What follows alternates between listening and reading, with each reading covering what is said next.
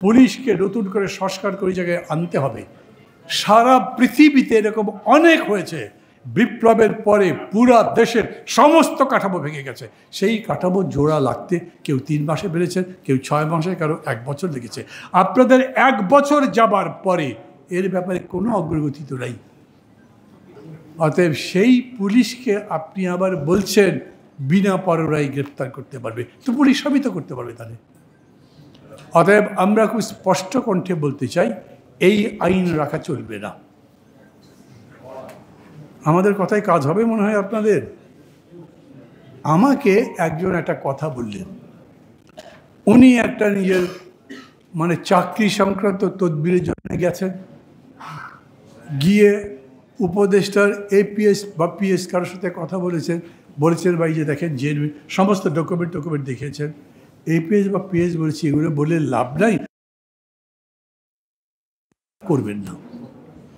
আমি কিন্তু বলছি এটা আমি কোয়ালিফাইড বা ক্লাসিফাইড ইনফরমেশন বলছি না, কিন্তু যিনি বলছেন উনি মিথ্যা কথা বলছেন বলে আমি মনে করি না। কতদিন পরে নির্বাচন হবে? 7 মাস পরে। 7 মাস পরেই সরকার আছে আর নাই। এই সরকারকে কোথাও খুঁজে পাবেন? আপনার কোনো দরকার লাগলে তাদের কাছে পাবেন। একটা ভালো জিনিস আছে, তার আর একবার ক্ষমতা দখলের জন্য কোনো কুচক্র, কোনো ধরনের ষড়যন্ত্র ধান্দা করছেন না।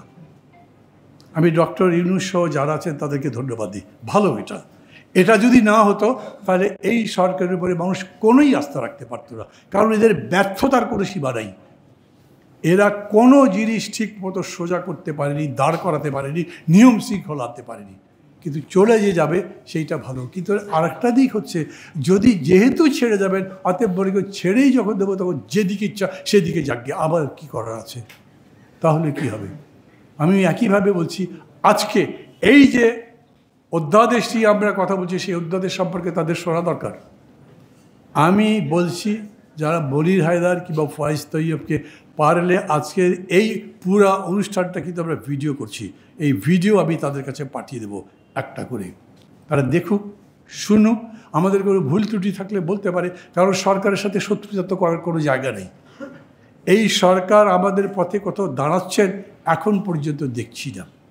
অদৃশ্যভাবে কোনো জিনিস যদি কাজ করে তা তো বলতে পারবো না।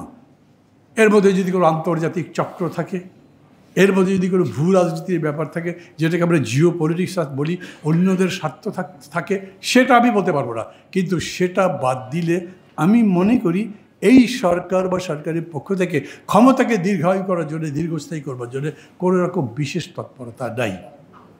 অতএব তারা চলে যাবেন, এবং যাবেন যে এই যাওয়াটা একটা ভালো সম্মানের সাথে চলে যাক, সেই কাজটা হলেই ভালো।